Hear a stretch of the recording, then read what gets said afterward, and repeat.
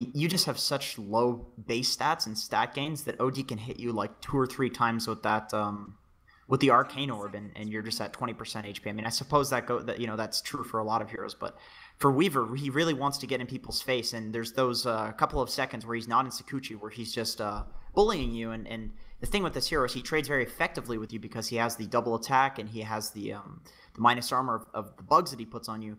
But OD can actually trade with Weaver very easily if he gets in that sort of scenario against the Weaver. So I feel like there's going to be... It depends. If the Tusk Weaver really snowball on this lane, I feel like the OD could potentially feed, but he is a high armor hero. But if it goes even, I think the OD, once he gets to level 4, level 5, it's going to be really hard for the Weaver to actually lane in this lane if he has a Sentry. Yeah. No, I hear you on that, and I agree. I think it kind of depends on the momentum of the lane and which way it swings. I would much rather have a Disruptor Tusk as my supporting cast to help me through this laning phase than the Clockwork Dazzle. Now, I think Clockwork and Dazzle both have a lot of merits, but they don't have that same like crazy combo aggression that you think of with, oh crap, I got glimpsed. Oh, there's the kinetic field. Oh, that's a lot of damage from Thunderstrike. Oh shit, there's a snowball. Now I'm getting killed by 3 heroes. That can be a very easy combo to fall victim to, even if you feel like you have a pretty conservative position in the lane, right? Not that same threat with Dazzle Clockwork, at least not until the Clockwork hits level 6. I definitely agree. Like, if Team Spirit get any sort of lead in this game with the supports, they're going to just wreak total havoc on these lanes. But with that being said, when you're mentioning the Clockwork Dazzle, their support duo, that leaves a Kunkka as an offlaner. We have General playing Kunkka. Interesting. I haven't seen Kunkka offlane in a very, very long time, although I've seen people go for a bottle and then they'll X themselves and they'll just go back to base and they'll just constantly use this this X combo to go back to base and okay, so we saw that yesterday, right? With the mid Kunkka, I think being played by Undershock, we are going to see some initiation here. Illidan does have a time walk, but going to be hard to time. Great use of the power cogs, mitigates some of the damage, but doesn't make it to the low ground. No. Oh, Illidan, this is such an unfortunate fate to suffer. SF got it too. Oh, well, I suppose he already had the souls, but... Yeah, that's so funny, actually. They did the Clockwork SF combo. He just gets first blood anyway. It's like, why did we pick this hero? Yeah, I guess, Clockwork does have some merits on top of that, but I see what you're saying, right? It's just it's funny. General started out with the X. That's a little... it's not like offline Kunkka with Torrent does anything either, but... I guess it's worth it to secure the first blood. And like you said, without the Clockwork, that is amazing for the Shadow Fiend to get all those souls to start things off. On the note of offlane Kunkka, it looks like they will have a Dazzle down here, so it'll be a dual lane. So Kunkka should at least be in experience range. FNG will rotate over on the Disruptor as we jump into a pause. Kunkka is pretty beefy. He does have a stout shield with the Mango. He's got a decent amount of base regen. 700 HP. He's like on par with the Void. Not an easy hero to just harass out of the lane. So he should be able to get a couple of levels, and that is in some ways all Kunkka needs in the early game. Sort of like the Pugna. He just wants to get to level 6, level 7 so he can do his combo and have the ability to pick off supports and other squishy heroes. Until then, he's happy just to leech. I honestly think this hero functions pretty nicely as an offlaner, just considering his kit, Like exactly what you said. He just needs the levels, and he's just so happy to run around, doing the Torrent boat combo. And sure, he can carry, but he doesn't really need the items and to scale into the late game. It's just that he can, which is kind of what you wanted in offlaner, that they could semi-carry as he gets glimpsed back, actually. I think he's just not... I don't think he's going to die to this. Down bottom, he should be okay. Dazzle does still have a heal. It's going to give him a little boost. Also a salve if he can make it into fog. But now it could be Dazzle that's in trouble. He does not have a shallow grave here. Uses the heal, and it will be the end of him. Oh, Lil. Aggressive positioning, and they are able to bring him down. That Dazzle, very squishy in these early levels, and very common to see Dazzles go for this build at level 2. Meanwhile, mid, Beaver in a lot of trouble. LeBron with the battery assault, able to find the kill. The power of that early Clockwork rotating around. If you get isolated in a 1v1 like that, it's going to be a Clockwork kill pretty much every time. Battery assault is insane. Yeah, Clock is pretty good against Tusk for that reason, because you can, you just get on top of wherever the snowball is, and there's nothing much that he can really do. I suppose you can snowball out of the cogs eventually, but there needs to be creeps nearby. Like, a lot of the time when I'm playing Clock, I find that I just end up killing Tusks a lot, because they like to get right in your face, and it's exactly what Clockwork loves with that battery assault. Yep, absolutely right about that. Supports finding their level 2s here. Looks like Illidan having an okay time in his safe lane with 9 last hits up top. A lane we haven't really checked on too much. OD getting harassed a lot by the Weaver, but farming pretty well. 11-1 compared to the 10-0 Weaver right now. You can see the kind of non-stop harassment. Very annoying, just using the edge of the tower. The thing with this lane, actually bottom lane? No. Okay. The thing with this lane between OD and Weaver, I think that what the Weaver is doing is absolutely right. He's basically trading in the early stages of the game. He's trading these last hits and these denies that he could be getting to harass the OD, and we can see that the OD is very, very low, and at a certain point he's going to run out of regen, and then we'll probably see the Weaver pull ahead unless the OD starts sending out more regen or gets a little bit of help. This Viper in a lot of trouble. Snowball not going to be enough. Beaver looking for a counter kill, and now FNG with the glimpse. Probably going to find it on this clock, but Beaver himself taking a lot of damage. Dendy looking for one more. Can't get it. Oh, kinetic field barely traps in Dendy. He will drop the tree and start to regen, and immediately FNG backs off. Low on mana. Pikachu not in a position to try to turn that one into a kill. So 3-2, Navi with a slight lead coming out of this early laning phase. Looks like this Clockwork Dazzle duo has actually been doing a lot of work. It's officially a tri-lane versus tri-lane on the middle lane. And we have 2 side lanes that are 1v1. What? God. Did you ever think that Dota would get to this point where mid would be so focused that we'd have the 1v1s in the side lanes?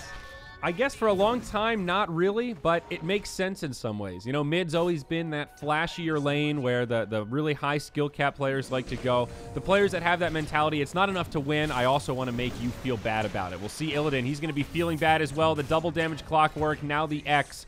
They have a lot of tools to prevent that backtrack from being effective. And the position 1 of Spirit takes a tumble.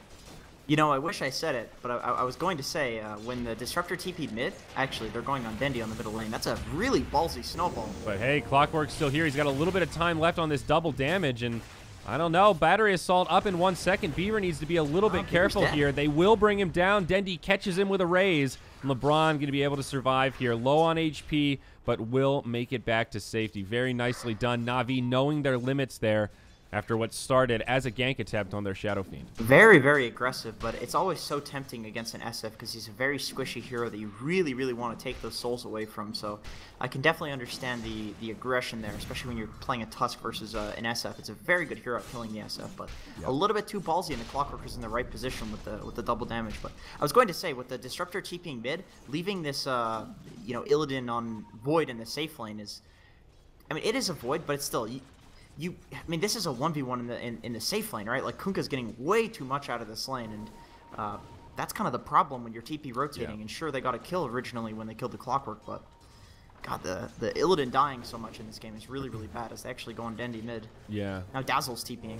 Oh, here we go. Looks like he'll be all right. Up top, it's still a fairly even farm fest. Honestly, Crystallize has handled himself through this pretty well, and he's ahead of the Weaver. Weaver pretty much on par with the Kunkka at this point. And that just kind of echoes the point that you were just making, that General is really having a good time. You expect Weaver to find last hits in lane, right? He's very elusive. He can last hit with Shikuchi, even bad scenarios, and force out detection. Kunkka doesn't have any of those luxuries. But here we go. Down bottom, Lil in a lot of trouble. Snowball across, and this should finish off the Dazzle. He finds the grave, and now Team Spirit in deep in enemy territory. LeBron going to TP in and a glimpse back. That'll stop him from staying in the front lines, but Beaver getting blown up by these raises. They're just going to try to split and minimize their losses. Beaver will go one direction, FNG the other, but Dendy has illusions. He's going to block in FNG, has a little entryway for him to get out, but Beaver now in the tree line. General does find it. Now on the other side, FNG gets scouted out by LeBron, only level 4, but this Clockwork is fast.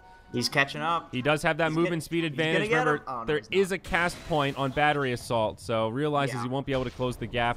Navi actually don't punish that as hard as I initially thought they could. They don't have much catch at this point, aside from the Kunkka. We saw Kunkka get the kill, but the other heroes, it's just so hard to run after with the other ones, you know. So the thing is, like, Navi actually kind of wasted a decent amount of time in doing that. Like the off lane is Weaver versus OD, but the middle lane, we just have a Viper just free farming. And he's level 5 to SF's level... Okay, SF is actually level 5 as well, so not looking too bad. Yep. Viper's level 6 now. Glancing at levels. It is kind of crazy, though. Like, the top lane is where all the XP is at, because both of them have just been sitting in lane the entire time. Yeah. Not that often you'll see, like, an offlane Weaver outpace Dendi, but in this context, it kind of makes sense just because there's been so much action. So much action, yeah. And up top, the Weaver, he's going to get caught by a Torrent boat combo. General showing us what Kunkka is all about with a great pickoff. Dude, the timing, he didn't even... Beaver maybe in a little trouble here. LeBron. Not easy to kill a Weaver. Yeah, LeBron's only level 4. No hook shot, so no kill. Illidan finally gets some space in that safe lane, though. He's pretty happy with this. He says, thank you, Weaver, for taking that. It's true. What do you think build-wise for Illidan? Like, we're 8 minutes in. He's pretty under-farmed. Do you try for a Battle Fury still, or do you switch it up? I mean, it's a hard call. I think people just tend to go for Battle Fury no matter what now, because it's actually a pretty decent damage item as well. But he does have a Weaver, so they have a lot of carry potential just with the 3 cores that they have. And I'm not sure if he needs a Battle Fury, but I think he probably will go for one, because that's just what people do. They Mid just lane, set up onto the Viper, but Snowball, it's going to be there, and that completely mitigates it. Now the Snowball forward onto Lil. He's going to stay in the front lines. Kinetic field. It's a messy fight mid. Navi on the aggressive. They'll find another Torrent. Connects on Pikachu, and Viper will fall. Drops the Viper strike on General to try to turn and do as much damage as he can. And now Void, he joins the party. First hit bash on Lil after the Chrono. They focus the Dazzle, so there's no Grave. It's the right target, and now they want General. He's got the Scarab on, and this Weaver will chase him down. Couple uphill misses, and now crystallizes there. Weaver does find the kill on the other side. FNG did fall to Dendi, and now Weaver in a little bit of trouble. He doesn't have another Shikuchi, but he might get some more stick charges. LeBron with some nice crowd controls. Stick gonna come up, but Dendi has the raise and finds the kill. It's a double for the Shadow Fiend in the mid. All right, they're trying so hard to shut this Shadow Fiend down, but he's like such a problem in this game right now. He's just got 2 kills, maybe 3. I mean, how many kills does he have at this point? 5 kills. He's 5-0-3. So while his last hits aren't looking absolutely amazing, he is getting all of these kills in this game. So it's kind of the attempt to shut him down is backfiring in this game. Like, he's going to be a huge problem. Yeah. Shadow Fiend, very strong right now. We've talked about the different builds that you can go for, but movement speed is where it's at. You get the drums, maybe you get a Yules, and then you get that 40 movement speed talent, and you feel unstoppable. It's like a permanent haste rune. And, yeah, that's just the beginning, right? What is that, a level 15 talent? So, as we've mentioned a few times, this is the hard part of the game for Shadow Fiend. And when you have a start like this... TP canceled. Yep, looks like Dendi may take a tumble here. He's going to do everything he can, but there's a couple of infused raindrops. Doesn't even have the ultimate to channel, and he will get picked. So a little bit unfortunate there. That's a huge kill. They absolutely needed to kill But him. Meanwhile, up top does open up a little bit of space. FNG goes down first, and now Illidan will walk away, and it looks like he is going for that Battle Fury, as you mentioned. I think the next hero that Spirit need to look to kill is the OD. Like, he's you know, you don't want to give a hero that snowball. Like, you kill them once, and all of a sudden, instead of them being completely unkillable, they're more, you know, they're more vulnerable. Like, it's very important to kill them that one time, because people can get to that unkillable point with a hero like OD. When you blink Hurricane Pike and you're just hitting for, you know, 300 pure damage hits every hit, it's like you can completely snowball a game. So it's very important to kill him next. Like, the SF is dead. I think that problem has been mitigated to some degree, and I think the OD is the next focus for the Chrono.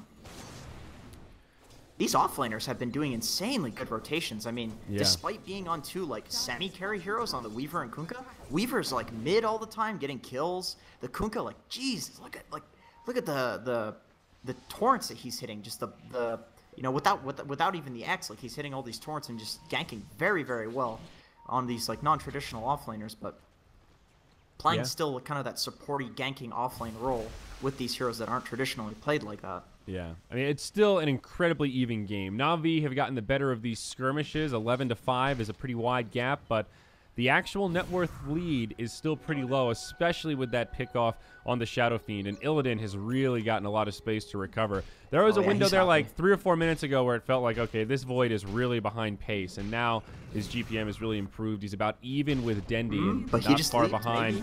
Is he going to get jumped on? That's a hook shot into Cogs disabled. Dendi does have a double damage rune, but Chrono comes out after he mitigates a lot of the damage. Lil is there, will have a shallow grave if needed, but Void going to survive through this. Now FNG also rotating in. Dendi gets glimpsed back. Glimpse. Lil still in a great position, holding on to that grave.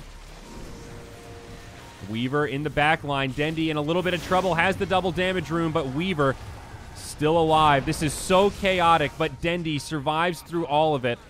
They also find a kill onto Beaver. It is definitely Navi's fight to take. LeBron going to block off the retreat. A beautiful torrent on top of the Void. General just thinking a step ahead at every turn. LeBron actually thinks about going back in, and now this will cost him his life. I don't think the Dazzle has another grave. No, it's only level 2, so still a very long cooldown as Lil does TP out to safety. So a messy fight. A couple of kills are picked up by Spirit. It is a 2 for 2 when it's all said and done, and actually Spirit are the ones to find the advantage in the end.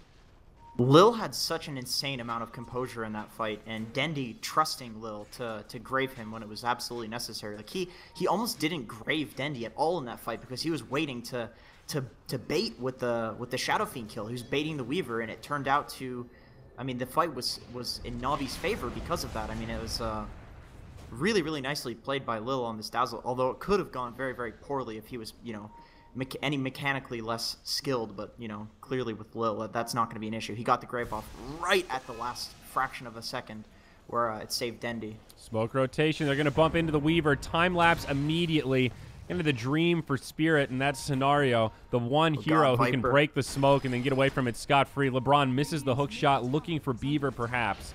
Navi grouped up in the mid. Set is 5 right now, putting a lot of pressure on this tower. FNG does initiate with the ultimate combo onto Crystallize. He will survive through it. The boat comes in, hits the Weaver. Remember, he doesn't have a time lapse, but now Snowball forward. Crystallize just trying to survive through it so we can do some more damage. All 10 players still alive right now, but Lil gets left behind. He does still have a grave and a TP. Dendi playing the buddy system, not leaving his comrade behind. A regeneration rune also here for somebody, probably Crystallize. And yeah, the OD is going to get picked up. So after all that, Spirit hangs on and actually makes really a little space for themselves. Fight, but yeah, this is good for, that was good for Team Spirit though. I mean, Weaver with the gank, breaking the gank, that was just really perfect positioning from him. Immediately pressing R, so he's not going to get caught. And then Illidan actually gets the top tower, and he's very, very close to his Battle Fury. He's about 300 gold away. Look at the recovery. If I remember yesterday how much we were talking about how costly rotations are for mid and off laners to rotate and then not get anything. This is it right here. Now Void is 500 net worth ahead of Dendi before those rotations started. That's so costly for Navi. It's a lead for Spirit. Repercussions. That's look at the gold graph, dude. What you F6. Risk. F6. Ooh, look at that. Looks like boobs. How very mature. Oh, they find the X onto the Weaver. He's going to get pulled back. Boat combo will connect. He's got some raindrops, or at least he did. Now a hook shot, Shikuchi away. Weaver will survive this one. It's so hard to kill that hero with these ones. Like down bottom, Crystallize. I think he's done for. No way for a defensive Astral. Grave will get used on himself, but the glimpse stops the TP. And Lil will have to say goodnight. He buys as much time as he can, but it's a dead Dazzle. Back towards the mid now. They find the Weaver. He time lapses on about 1 HP. Oh, man, what a slippery bandit that Weaver is. He cuts through time and stays alive.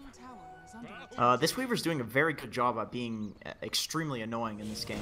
And as an offlaner, I think that's exactly what you need to do. And with the Solar Crest, that's just... This is the build that I love on an offlane Weaver. Like, you're still capable of being kind of a semi-carry, because of course a Solar Crest isn't a bad item on a carry. I mean, we've seen it picked up on Nakes actually, and sure. But it's also like a supporty kind of utility offlane item, and it's allowing him to be extremely annoying because he's very, very tanky, and he's not he's making himself unkillable by the enemy team because they only have so much stun for him. Like, it's very hard for him to die within that stun because he has that Solar Crest. And he's maxing the Swarm too, so he's going even more of a kind of utility build, which I like. I really like this this kind of offlane Weaver playstyle. I think it's really annoying. It's really tempting to level up Geminate attack because the amount of harass it puts out in lane is really irritating, but Swarm scales really well. The damage, the frequency, and mostly the cooldown. You know, they stay up for 16 seconds, and it's a 20-second cooldown. It's pretty significant, and that spell feels pretty brutal when it's only level 1 or 2, and you can use it once per fight. I mean, literally. You know, 20 seconds, you might be able to get it off twice. Yeah, I mean, the thing is, what I realized when I was spamming this hero a lot is that it's a 4-second downtime on the swarm. Like, you're basically constantly swarming creep waves and camps, and it actually speeds up your farming a huge amount. And if he swarms on somebody who's about to get graved, they might actually die after the grave to the swarm. Like, Dazzle has to be so careful staying near the person and healing them so they don't die in that sort of scenario. So it just puts a lot of pressure on this this little Dazzle, which he's been handling quite well, actually, but still puts pressure on him. Smoke mid, tower does go down, and now the snowball onto Lil. Glimpse back, Navi taking a lot of damage, and 2 fall to start off the fight. Shadow Fiend and Dazzle hit the grave, and meanwhile up top, Illidan deploys the Chrono, locks LeBron in place. Cogs come out, but uh-oh, those are some shards and a hook shot. Counters upon counters upon counters, and the Clockwork will live through it all. He's pretty happy with that. The clock is happy. I don't know about Navi. The clock is well, I think Spirit have to be happy with that one. Big pick on Dendy, and look at this, right into the Roche pit, man. They had a plan. This is a really good call, actually, because he used Hook to get away. Yep. They just... Oh, wait, I was going to say, he glimpsed the Kunga, but he X'd himself. But yeah, they have no Hook to steal this Roshan. So it's actually very hard for them to fight this. I don't think they can at all.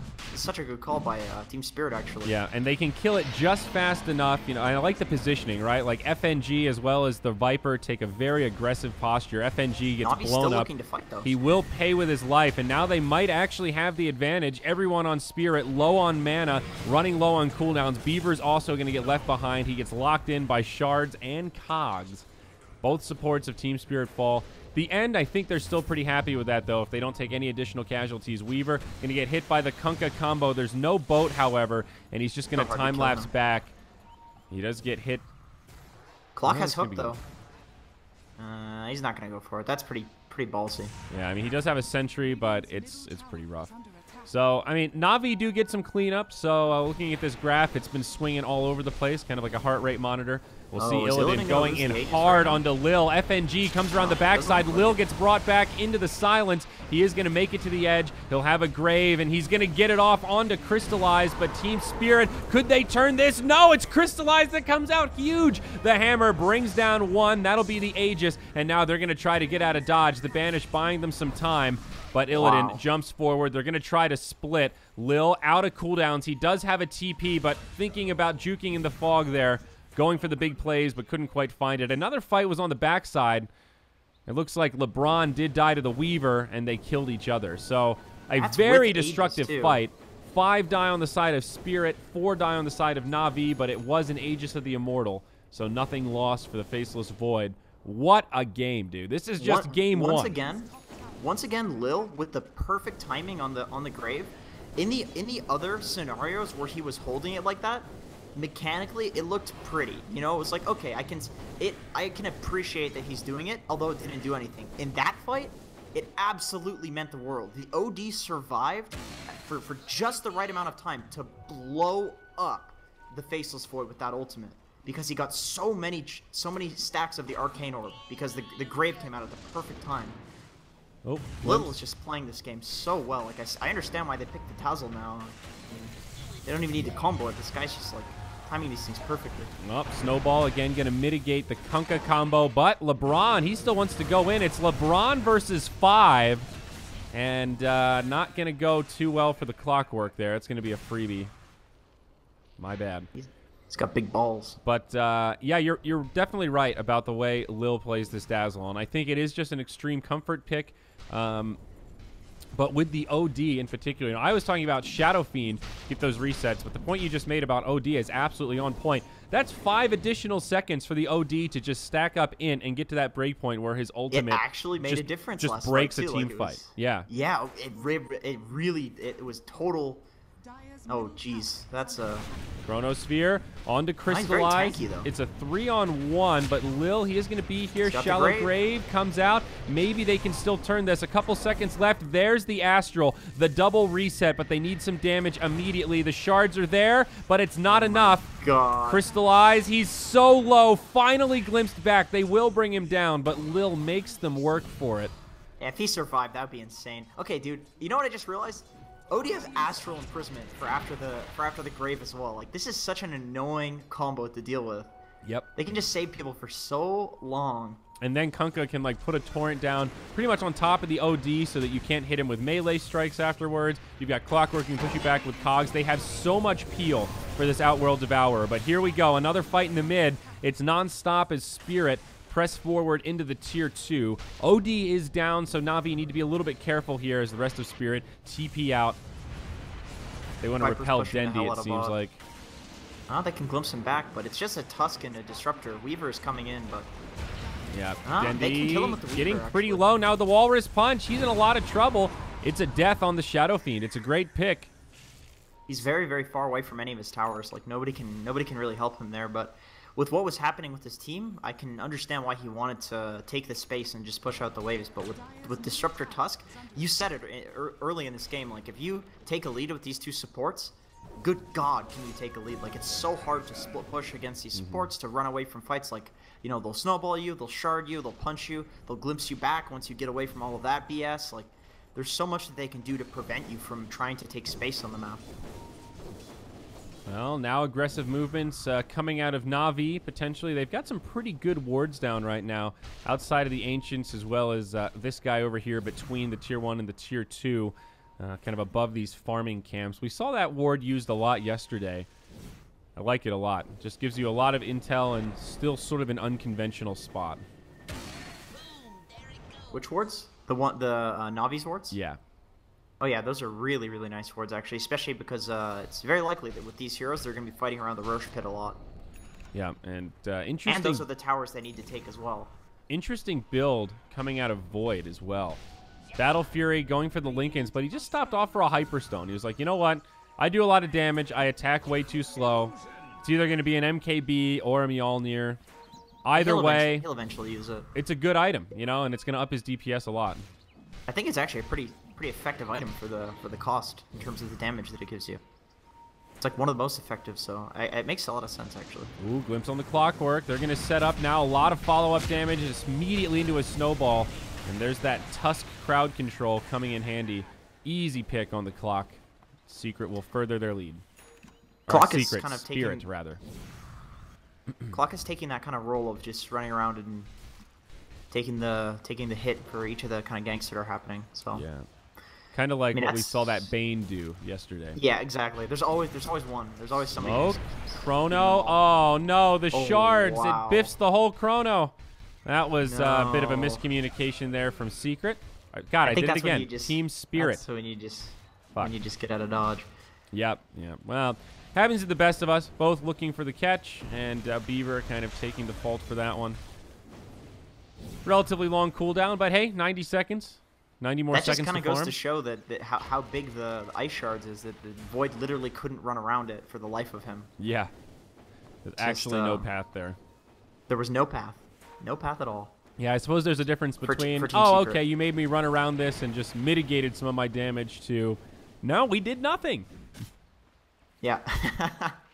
Oh, that sucks. It happens. And, ooh, look at this dude. Weaver very close to the Aghanim's Scepter. He's just got the gold for it now.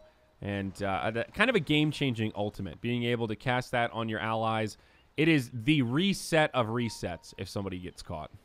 Honestly, it's one of the most annoying spells in the game when you have that Aghanim Scepter. I don't honestly know what the counter is in a lot of scenarios, but I can actually see a counter on the side of Navi. Like, if you are an Outworld Devourer, you're hitting somebody, and they get reset, do you really care? Don't you just ult them, and it does their entire HP pool of damage anyway? Because you hit them all that time, you know? Yeah. Whoa-oh. We will see this fight break out. Static Storm Kinetic Field catches Lil and LeBron. Lil dies first. Both of them take a tumble before any of their teammates can react. And now Spirit want to press forwards. This time it blocks out Crystallized. Beaver making up for the missed play earlier. and Crystallize will force himself to the high ground. It's a good try, but in the end, it will not be enough to stay alive. Illidan will finish him off, and 3 go down on the side of Na'Vi. Great initiation from Team Spirit. FNG starting the whole thing off with that Static Storm kinetic field.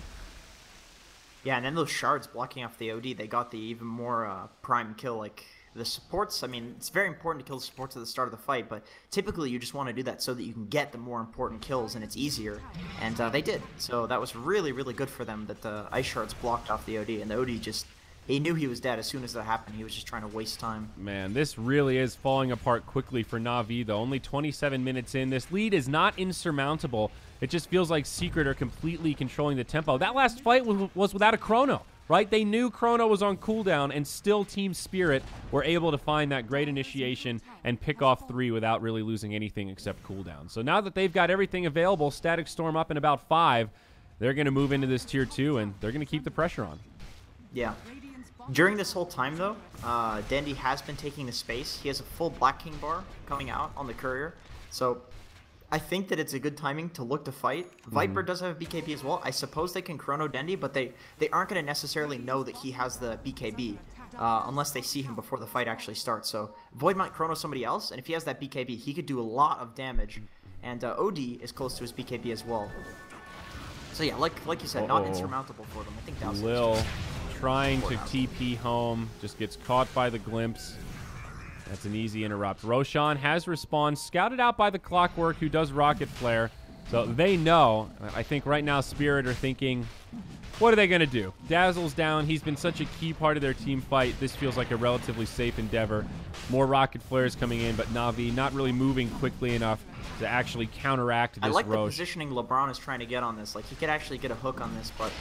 Well, he is going to hook in, but Pikachu was ready to absorb it, and now it looks like he will just end up being a feed. Unfortunate. Mind in the right place, but seemed like Spirit were ready and waiting for that one. You know, you can just see their spread.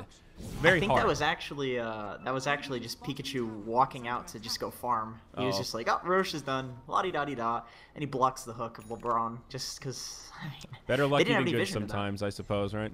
Yeah. I mean, they had a good spread though. Like, it was very, very hard for Clock to steal the yeah, no there was not an easy angle there. Now OD, God, OD looks dead. He's just too far forward. He gets off the Astral, but now what? Kunkka gonna throw in some support. The Torrent doesn't matter. Pikachu's popped the BKB and Crystallize. He's down. He does have a buyback available, but Lil can't even get off the shallow grave. Silenced by the Static Storm. FNG making his life so difficult right now. Dazzle.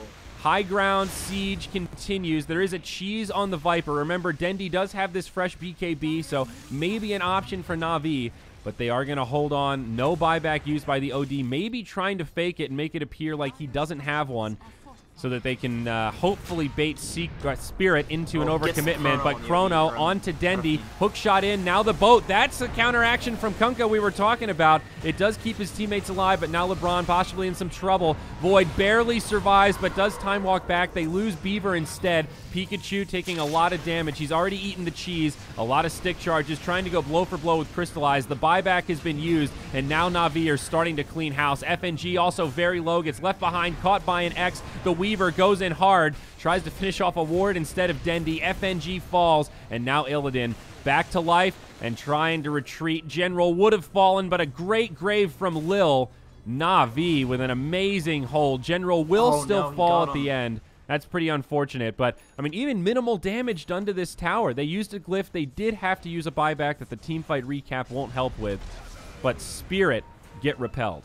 God, I didn't think that they could fight without the Dazzle, but the beautiful disruption of the Chronosphere with the General, with the Torrent boat combo, it really, really screwed over the team fight of Team Spirit. There's nothing that they, I mean, they were just like, they took so much damage diving in, too. I feel like, I mean, I definitely feel like you chrono the Shadow Fiend because you see that BKB and it's like, it's the only way to kill him at this point is to chrono him now. But, good God, that he was getting tickled by Illidan. Like, it didn't do anything because the boat buff and the Dazzle buff, well, actually the Dazzle wasn't available, but the Dazzle would prevent that even more with the Weave, but the boat buff alone was enough. Yeah. I think the Clock is a Solar Crest too. Yeah, the Clock Solar Crested him, so he was very, very tanky in that chrono. Yeah, not the easiest spot to chrono. It did sort of feel like Spirit forced it a little bit, and they maybe could have just been more patient and chipped at the tower. Yeah, he's going to get caught by the shards as well. Remember, Lil is nearby. He's got a BKB, so the glimpse will not be so effective. Lil has already gone to TP home. Dendy's TP has been on cooldown. He'll channel it now, and little opening where the BKB hit expired, but very hard timing to hit, and Beaver won't be able to get there. The Walrus Punch does go through it anyhow, so I guess it doesn't really matter. But the BKB? Yeah, the Walrus Punch, that interrupts a TP through BKB, yeah? Oh, yeah, yeah. Yeah, so, you know, that little window didn't really matter too much. It was just getting vision so Beaver could find him. But, yeah, that Shadow Fiend, man, that's what we were talking about. He's, like, hasted up, 507, 509. Sanchinyasha and the drums with the movement speed talent. It's ridiculous. Yeah, he's been taking all of the space on Dendy. I'll be very impressed if that's, if that actually carries them back into this game, because... it's an interesting call against these heroes to be like, okay, you guys fight. I'm just gonna go split push the lanes, because I would assume that OD is the one that's really gonna bring this one back from the brink, because I mean OD is it's a ridiculous hero. Like you never are in a position of total disadvantage with an OD. Like he can always get enough arcane orb stacks, but really it's the SF that's doing a lot of the work in these fights. I mean, in this game, the Outworld Devourer and the Void are playing the same position. And just the nature of Battle Fury heroes, it makes such a difference. Like, it just feels like OD farms so painfully slow compared to the Void, you know? And Crystallize literally half the network is an amazing farmer, you know? It's just one of the limitations of the hero. They'll biff the Clockwork Hook, and now BKB TP Viper lives. They really needed that hook shot to interrupt it.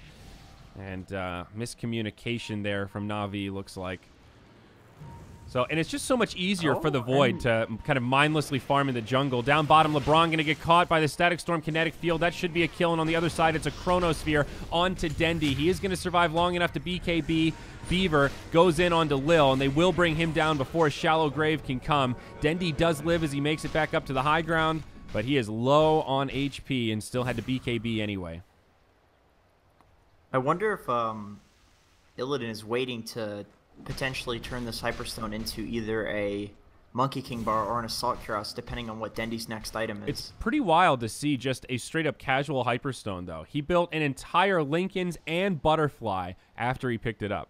And it makes you wonder if it was intentional or if that was just a change of heart, you know? I don't know, dude. I feel like Oh, Viper got caught by Torrent, actually. He's all right. Safe because Weaver exists. Wow. He's cool. Good shit, Weaver Aghanims. He also has a BKB now, by the way.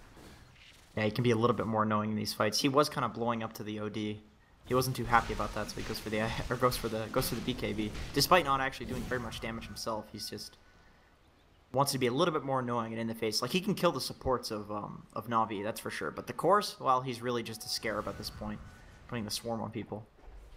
Yeah. It's a fair analogy. So, interesting from Na'Vi, they smoke and then drop a sentry. Usually it's, you know, the other way around to double check that one, but hey, the thought's in the right place. They will find Pikachu. BKB is back.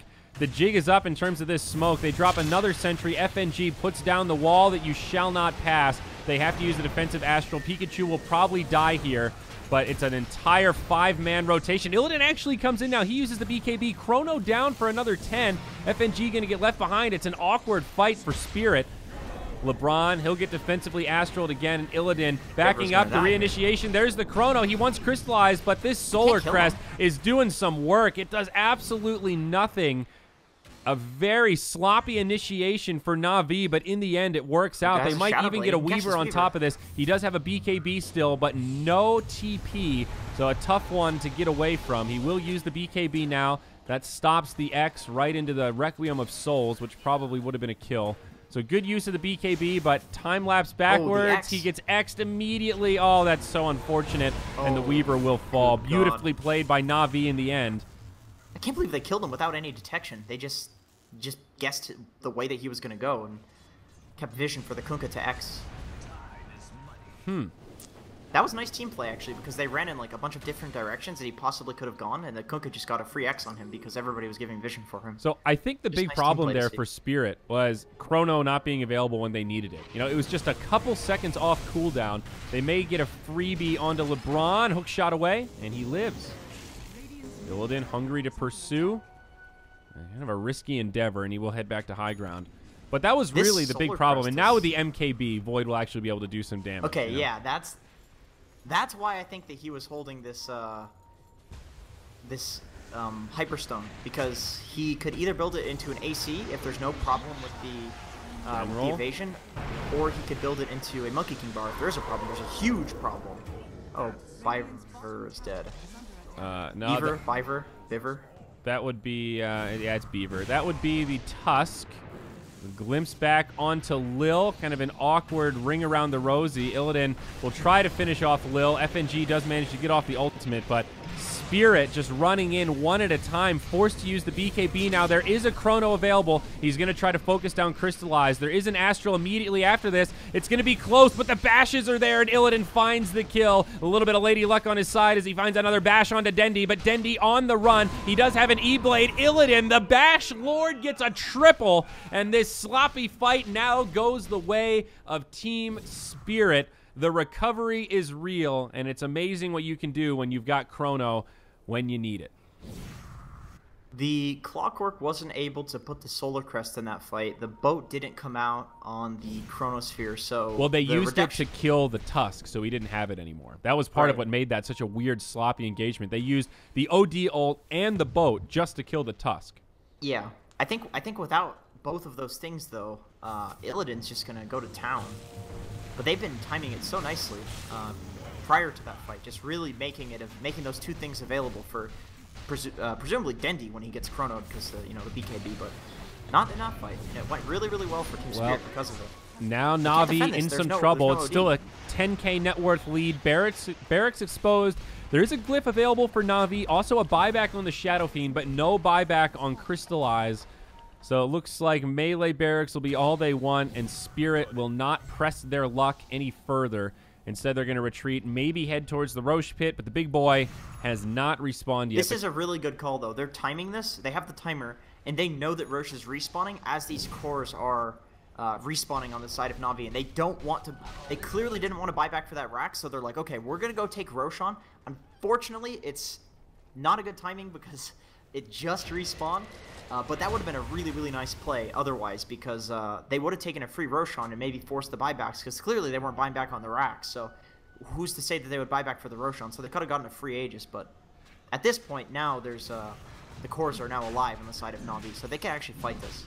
Yeah, I think you could make a similar case, though, for Spirit. Butterfly very close on Viper. They still have no real tools to deal with the evasion, and now two Butterflies on the side of Spirit. We're going to have to hold that thought, though, as it looks like there's going to be a fight around the Roche pit. Again, great positioning from Spirit to make it difficult for this Clockwork. Not an easy angle to initiate and catch multiple heroes and cogs. Instead, kind of playing human barrier in some ways. Clockwork continuing to throw rocket flares into the Roche pit to give some vision for Navi. But it's almost like Navi don't really want to fight this. You know, they want to stop the Roche and they want to jump in if they can catch an initiation, but it doesn't feel like they really want to be here. I think they go for the steal on Clock. Yeah. He's not really in the right position for it. A lot of sentry wards down on both sides. It's a battle for vision. If Navi could catch this Weaver, that would be huge. Right now, the Weaver getting caught is such a big deal, but Radiant will clear out the other sentries and feel pretty safe. That's always the weird wonky thing when you're dealing with a Weaver. It's like, do you kill him? He's a Weaver, but if you don't kill him, doesn't he just ags time-lapse somebody on your like the enemy team? Like, it's just such a hard situation to be in. And now the Roche just falls. Void going to be the one to grab the Aegis. And remember, that's a refresher shard. So we have a double Chrono, double BKB on this no-faced big boy. Oh yeah, he has it in his backpack. I wonder if he's gonna exchange the Lincoln Sphere or something like that. I mean, it only, what is it, a 6-second cooldown when stuff goes into the out of the backpack, so... Yeah, I suppose he'll probably just wait for the Aegis. He's got a little window, yeah, and the Aegis is the other thing. I mean, he's even going bootsless right now, sort of raid boss mode. Hey, man, with Butterfly, you don't need boots. That's true. The easy movement speed. Void is stupidly farmed right now, though. He's 50% more farmed than the leader on the side of Navi, so it's getting to that point. Everybody. Uh-oh, Pikachu. He gets time-lapse. That was the Weaver. So that'll be back up in, 15 seconds, not to worry. Illidan jumps in looking for the Chrono, but doesn't force it. Good composure. They're just going to slow siege the tower, and that will be the end of it. Now he jumps in. Chrono on nice 3. Chrono. Connects on Dendi. Lil not there for the grave. The BKB. It's beautifully done by Illidan, and that could be the game-winning play. Buyback from Dendi, though, straight away. BKB's now popped. Spirit are going to have to do it again. Void still has the Aegis. They lose FNG in the fray, and it looks like on the other side they're going to pick off Beaver as well. So Na'Vi do make a hold. It goes a little bit better than I thought, but Void, he's back in. He pops the BKB, crystallized with the defensive Astral. Lil still alive. Dendi on the other side with his BKB, but now the second Chrono. Crystallized going to be the one to fall. It looks like the Void gets isolated. He stays alive. Lil now at max HP with the Grave. They're going to try to turn on to Illidan, but he mitigates the damage. Dendi is still alive. Illidan can put out the damage, but he can't get to the targets that he wants. He gets off the Aegis, but they are ready with the boat. Is it timed right? It is. Illidan's Blinkins is broken, able to time walk back, but no, he gets pulled in instantly, and now without that cooldown, he's going to get destroyed. A lot of evasion. He has time for another time walk. I don't think he lives here as Dendi has the blink. He'll chase him down, and that's the godlike streak ended. 1,000 gold going the way of Dendi. What looked so good for Spirit ends up being a great hold for Na'Vi despite having to use a buyback. I can't believe they did it. I mean, Crystallized was at 10% HP in a Chrono, but they just kept using the Void. They just kept, you know, just doing all of these really annoying things. Like, I think that was, I think the Kunkka really won that fight for them with just being very annoying to the Void inside the Chronosphere. Like, he hit the Torrent, he Yulesed, and by that time, the Chrono was over. And then Crystallized is just perfectly fine to Hurricane Pike away and be saved by the Dazzle and so forth. Well, now it swings back. They're just running straight down mid. They're trying to force this buyback. The other way, yeah, and they really need to, at least to level it out. The other way to consider this, though, is if they kill Dendi, Spirit will all of a sudden be in an incredible position. The Void's Chronosphere will be up in 25. So not a huge window for Na'Vi to try to force this fight without dealing with those big ultimates. Now, there is an MKB also up on the Outworld Devourer. So what we saw in that last fight where the Void had so many evasions in a row, not going to be the same case where Crystallized can probably do a lot more damage this go-around. Oh, that Shards was almost predicting. Shot in, though. 3 people in the cogs. There's a snowball to counter it. Dendi very low on the backside. FNG does get off the ultimate, but Kunkka with a great boat. BKBs get popped, and Na'Vi are just laying in the damage. 2 supports down for Spirit. Neither of them have buybacks. And all of a sudden, this push gets a lot more scary if you're a Team Spirit fan. Void will be coming up. He'll have a buyback as well. But still, this is a 5v3. I don't know, the supports are pretty important on the side of Team Spirit, and considering their supports, I don't know if you're Na'Vi, you might assume they don't have buyback, but with the Void being alive, it looks like they're scared, which I can understand. Void in the late game, my god, is he spooky with that massive, massive Chronosphere. Yeah, he's kind of a wild card. You know, if he manages to find that 4 or 5 hero Chrono, all of a sudden that 5v3 is a 4v3, and you're on the tail end of it. So I understand the desire to back up after that kind of a scenario. Void just picks up a Moon Shard now. He's going to consume it immediately, so a little extra night vision, but even more attack speed going his way. So Void getting to that point where he is pretty kitted. Will probably want BO3s now. That'll be his next upgrade, but he's there, man. Yeah, he's huge. I mean, he just does so much damage in these fights. But if they can disable him in these Chronos, like, for instance, on the Refresher Shard, he didn't have BKB, or maybe he didn't use it. I assume he didn't have BKB, because I don't see Illidan not using the BKB, especially after the first time he gets torrented. He was just getting really, really distracted in that Chronosphere, although he has done a very, very good job at hitting the Dazzle, as well as the primary target that he wants to focus in, the Chronosphere, which is a lot easier with that Chronosphere AoE, but if he doesn't do that, the Dazzle just graves whoever it is, and it's a total waste of Chronosphere, which presumably is you know, pretty good reason to pick Dazzle in a game, is because you can do that sort of stuff, and the OD. Like, both of these heroes can save, and in the last fight he chronoed both the OD and the Dazzle, and the Kunkka just did you know what the OD and the Dazzle would do, which is kind of stop the chrono from killing anybody. Yeah.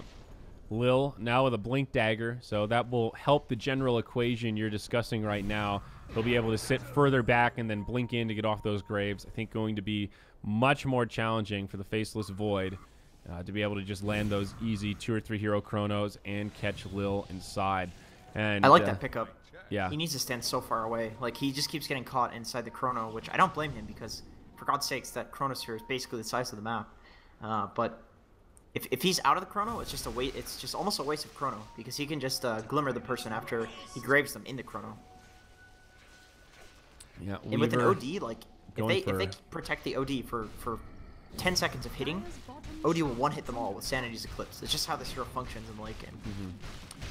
Weaver is going for the Nullifier now, so getting to that point where he is going to hit pretty damn hard just from all the passive benefits of that item, and then just one more tool in the Team Spirit arsenal. Or that kind of pseudo-lockdown, if that's what you want to call it. Yeah, that's a really good item. It disables these BKBs, which allows the majority of the heroes on Team Spirit, even the Void, to do more damage. And, yeah, that'll be really, really useful in these fights. Really close, too. Only a couple hundred gold away. Although it's fairly short range, it's going to be hard to use it inside the chrono. Yeah. Still a decent lead for Spirit, but 47 minutes in, 10k doesn't feel nearly as significant compared to this double damage rune, for example, on the Faceless Void. That is a very scary thing to see at 47 minutes, especially when he's got a Moon Shard already acquired. They're going to play it a little bit more passively, though. It's at about half duration. This is always a little bit scary if you have the double damage because there's this extra pressure to force it. But I think he can chrono almost anybody with this double damage, honestly. Yeah. I think they see it now, though. He's playing very conservative, and he is just going to let it expire. Okay. Yeah, I mean, that's definitely a safe play. Just because you have a DD doesn't mean you want to throw the game. Although, God knows I would definitely just jump in there and try to chrono him. I mean, it's pretty tempting, because in the back of your brain, you're just thinking, you know, that Shadow Fiend's buyback is still on cooldown. I can almost 3 or 4 shot one of these supports. Yeah, he can chrono almost anybody, and it doesn't even matter if the saves. He'll probably kill them with the DD. Although, I guess that's the difference between us and Illidan. Like, he knows the limits. Probably would have resulted in some huge team wipe or something, just being that ballsy. Yeah. I don't know. I think you always have to keep in mind, like, state of mind for this particular match. It's game 1 of a best of 3, so maybe your propensity for risk is a little bit higher than it would be ordinarily. Illidan, there is a sentry ward down, but Cogs come out. Oh, my. They've got a gem somewhere. Who's got his? The Clockwork does. Okay, so that was pretty scary. Void really wanted to chrono there, and he caught him, like, mid-animation. Yeah, he was like, done the animation. Clock used the Cogs. All right, well, Illidan just goes straight up to the top, maybe trying to force out a glyph, but Na'Vi do not overreact. They take a little bit of damage, and the Void is forced back. He's up to about 6,000 gold. A little surprised. What does he get next? Like a refresher orb or something? He just, like, drops the power treads for a refresher, maybe? Yeah, I suppose. That'd be pretty good, I think. I mean, maybe the BOTs feel a little overrated here because they just have so much map control. You know, Na'Vi is really locked in their base. We look at Na'Vi vision real quick, and they've got 1 ward down, and he has this, like, huge time walk on a 6-second cooldown. So I feel like getting around the map isn't the most difficult thing for him, even without boots. Yeah. So I feel like that's a tough one. The 500 time walk cast range or 40 attack speed. Maybe that's part of the reason why he got that early Hyperstone, because 40 attack speed is a lot. And if you've ever played Void on the recent patch, you know that his attack speed is painfully slow. Like, not having power treads is awful. And when you're at level 20, you're like, you know, that 40 attack speed would really go a long way with these bashes right now. Yeah. But, yeah, the 500 range is pretty big. It lets you jump in from fog. Yeah, it kind of makes it so you don't need a Blink Dagger or a Shadow Blade. Yeah, I like it. I think it's better, but my point is more that it's just a high opportunity cost. Oh yeah, oh god, yeah. Because it's not like Void isn't a hero that benefits like massively from attack speed. Yeah, mid lane, with an awkward back and forth as Beaver gets caught in a Yules. But he'll be okay. Now he's going to blink forward. Dendi uses the E-Blade on himself. BKB used by Illidan. Beaver's getting isolated to the side, but Illidan over here is caught. Lil does have a shallow grave available, and he will get it off. Illidan forced to retreat. Now on the other side of the fight, Crystallize getting low. Illidan trying to move in, finish off Lil, but this Dazzle is still alive. They'll finally lose the OD, but Tusk and Viper have already been brought down. It looks like a pretty good fight for Spirit. Illidan not doing the damage he would like, but now LeBron slowed down, nowhere to go. He'll get finished off. That Tusk Sigil is still alive. General tries to TP out, but the bashes are there. Illidan able to clean up this fight. They force 2 buybacks from Na'Vi immediately. Super chaotic fight. which seemed to benefit Na'Vi at the beginning, but once the Void came back, you had a feeling for just how much damage he truly does. Yeah, Void's got to the point where he doesn't even need the chrono. He's just blinking around, well, time walking around in these fights and just doing a ton of damage to these heroes. Like, after they've used all of their spells, like the boat, the cogs, the hook, he's just chasing them down like he's a storm spirit or something like that. They can't get away from him, even without the chrono. Yeah. And now they just take a pretty free Roshan. Okay. Void got a Bloodthorn. I really like this. He replaces Battle Fury with it. So that makes sense, because Battle Fury's, you know, in the late game, really doesn't do all that much damage. Off. But yeah. Bloodthorn, good God, that's, you know, arguably the best damage item in Dota, period, right now. Other than, you know, a Rapier. Okay, well, pop the BKB there. So probably going to wait a minute before Spirit really do anything. But yeah, I think you're totally right. The Bloodthorn is incredible. And when you're talking about ultra late game, like I have unlimited money, what do I buy, guys? There isn't much better than Bloodthorn when it comes to just raw damage increase and locking down a single target. It's pretty incredible for that. Yeah, I mean, he could actually just say screw the Monkey King bar too at this point, because the Bloodthorn does that already. I mean, it gives True Strike. It gives more True Strike than the Monkey King bar does. Although the Monkey King bar does provide that 60 attack speed and 60 pure damage on 75% chance, so it's a pretty good damage item too.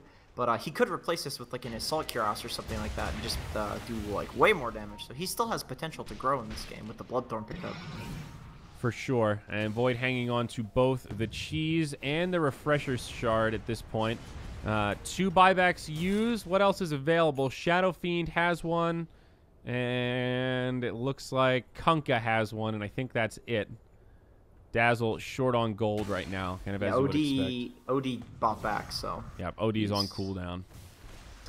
He has a Monkey King bar on OD, actually. That'll be very useful. Yeah, he's had that for a little while. He's been doing a lot of damage.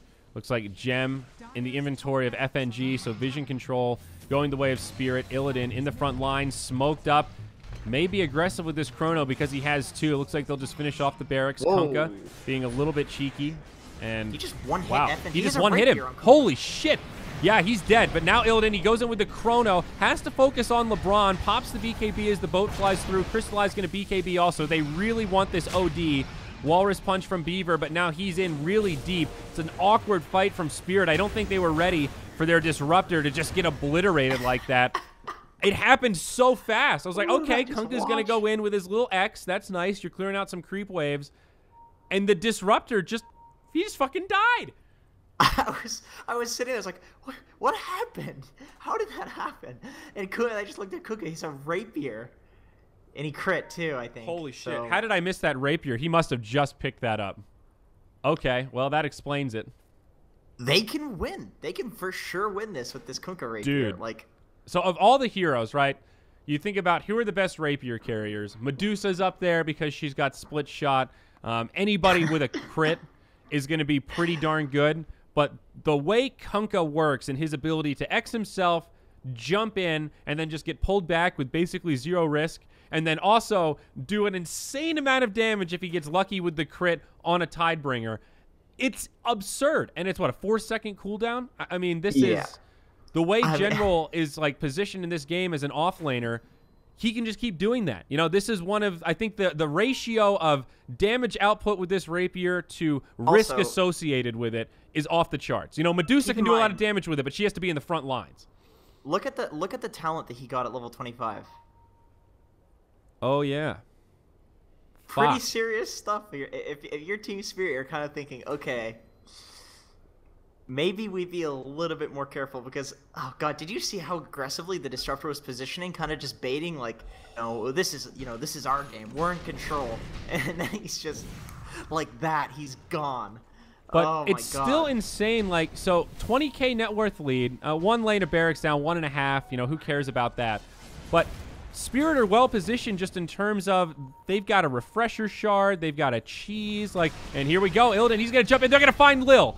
That is a dead Lil. The Bloodthorn just completely locks him down, and it is the target they want. General is going to be nearby, though. He catches 2 with a Torrent Bow combo, and look how fast they die. Illidan, he gets the time lapse, so he will be able to survive for now. The time dilation connects on a few. LeBron taking a lot of damage in the front line, and this Void just trying to get away. OD just destroys the Weaver. Gem down, and meanwhile on the other side, that is the Aegis. Just killed... Oh, God. This is a disaster for Spirit, and I don't think Illidan can get out of this one. They've got the Hex. He channels the Requiem, and they completely biff that fight. What started as a great pickoff on the Dazzle erupts the other way, and they just split in other directions. Void ends up in a solo 1v1 against Dendi. The Weaver ends up kind of by himself, getting completely destroyed by the OD and the Clockwork. Spirit's power is not in their ability to take those small skirmishes. God, it is in the concentrated 5v5s. This is some, like, 7.08 stuff occurring here. Like, this Shadow Fiend Sheepstick Ethereal Blade build in the late game, we saw Dendi do work with this in, you know, the other series. Like, he got so many pickoffs, and we just saw it there on the Void. We were looking at the Kunkka, which, I mean, this is the Rapier is insane, but Dendi just solo kills the Void twice. Yeah. And they have this Rapier, like, does Kunkka have a second Rapier? No, he'll probably get one, though. At this point, you might as well, right? If they kill you and take it, the game's pretty much over. With 2, you're one-shotting people that aren't just supports. So we're going to stay... He just needs to get this crit, man. He just needs to get a crit. So there's the Glyph. Spirit. I'm waiting for it. They have a lot of buybacks. That is the one good thing for Spirit right now. Both Weaver and Void are dead. They have buybacks available. Probably not going to need them now, but when they come up, pretty much this entire team will have a second life. Dendi doing as much sure damage as he can into that tier 3, gets it below 50%. They really want to maximize, but now Dendi gets pulled back in, a 4-staff forward. He BKBs, gets graved as Lil blinks forward, but Lil is probably going to have to pay with his life here. His position is in so deep. They still pick off Dendi anyhow, but a huge amount of return damage from the Kunkka. Crystallize, staying back, doing a lot of damage still. The Kunkka playing so defensively here. This playstyle is so hard to deal with. Lil gets pulled back, but OD destroys FNG, pops his own BKB. Lil gets off the grave. He's going to have a little bit longer. OD, great use of the Hurricane Pike, will survive back. The Dazzle does get left behind, and now it's Na'Vi on the back foot. Blink Dagger will buy a little bit of time for Crystallize. He's going to TP out, and he will make it. And Kunkka, he was the first one to hit the road. He's got a Shadow Blade now, so he's just staying far back, X, and then using that Tidebringer, and that's it. That is his big contribution once boat's down. He's hitting the right cleaves in these fights. He is. He just needs to get the crit. If he gets the right crit, it could be a team wipe for Spirit. It's true. And we saw it in that fight, right? He took like 3 heroes to 20 or 30%. Here it is. Look at how much damage that does. That's without the crit. He didn't crit, so if he gets the crit, he is absolutely positioning the way that he needs to. He just needs to crit, and one of these times he's going to crit, and it's going to result in potentially buybacks from Team Spirit, necessary buybacks. So yeah, we've got that buyback chart open right now, and almost all of them available are on the Radiant. Kunkka, the only one on the Dire who has it. Here's the X. He's being so careful. Like that's is. Absolutely the right play. Jeez, Void just jumped in looking I was going to say, Void's got 2 Chronos, so there are still some tools to kill this guy. It is not over yet. Spirit, though, they are being so aggressive. While these heroes are down, their Disruptor's dead, but they come in to finish off the barracks, and the melees will go down. So 1 lane of barracks standing for Na'Vi, and of course it is the bottom. All 3 General's still not up for even Spirit. trying for it without a Shadow Blade. He's saying, like, okay, even with the X, Void with this double chrono, like you said, Void can actually deal with this Kunkka. So he's not even going without a Shadow Blade, and I can respect that. Like they just sack the racks because with this Rapier, with these heroes, like I said, this is a very 7.08 game. Shadow Fiend in the late game, he's always been a good carry, but now more than ever, I mean, he's something else, you know? He's OD level in the late game where it's like no matter what, you could win the game because the damage he does is so unreal that no matter what items they have with the Sheepstick, he can take somebody out. Yeah. So, and then the Kunkka with the Rapier. So no matter what, even against Megas, I think Na'Vi has a chance here. You know. Absolutely. So I think they're playing it absolutely right. I think Kunkka could actually sell this Yules and get another Rapier.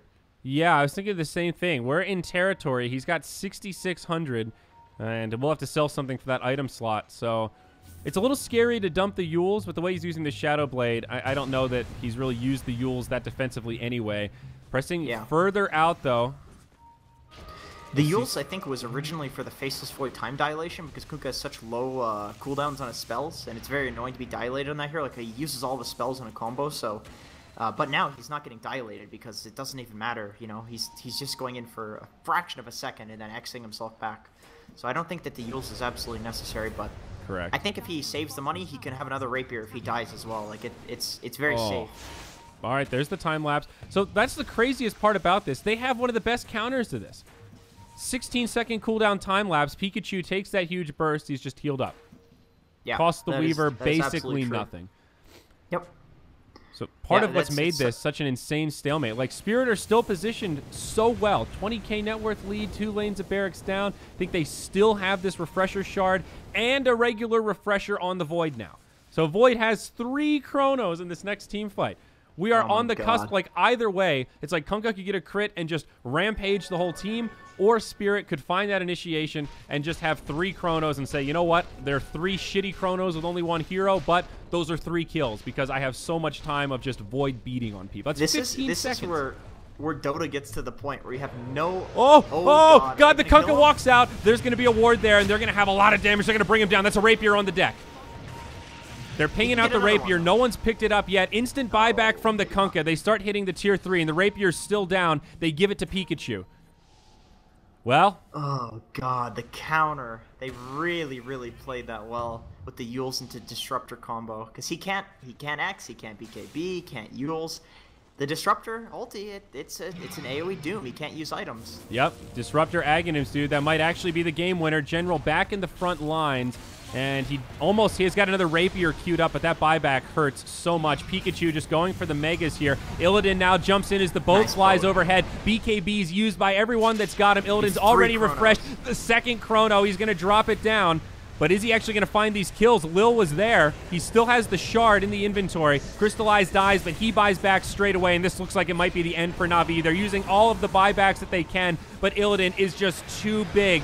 The double Chrono is too much to handle as Beaver goes in deep, finishes off the Dazzle. The defensive Astral buys the OD some time, but it's a dieback for him, and the GGs are called. Spirit take game 1 of this best of 3 in the winter bracket finals. It ends up being a massive gold swing at the end, but my God, one hell of a game 1 in this series. You know, I have to respect Na'Vi and the fact that they made them work for it so hard. Like, it's so rare that you find yourself in a game with that sort of lead and you're scared to lose. But that's what happens when the Kunkka Rapier comes out, when the SF Sheepstick comes out and he gets level 25, and when you're against an OD. You feel scared while you have an advantage, but boy, did Team Spirit play with such composure. Yeah. They could have lost. They could have thrown that so easily. But they were so composed. They knew exactly how to counter the Kunkka, and they waited for the perfect opportunity to